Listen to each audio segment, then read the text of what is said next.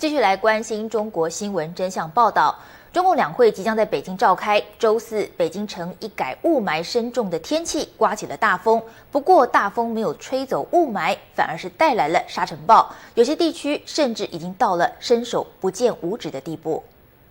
中共即将召开两会，各地代表们陆续抵达北京。京城的天气却是雾霾加沙尘暴。天安门广场的站岗军人一整天拿着抹布擦栏杆上的灰尘，却没能擦干这一小片地方。星期四，整个北京城的能见度不到500米，司机小心翼翼的驾驶，行人必备口罩。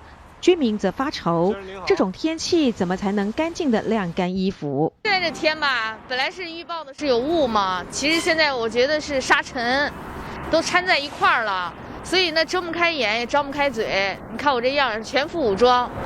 不止在北京，坏天气也席卷着中国其他地区。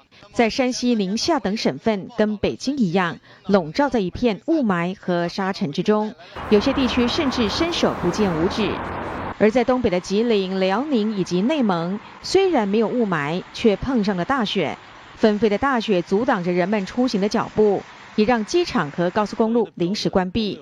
强烈冷空气导致这片土地气温骤降5到10度。新唐人亚太电视任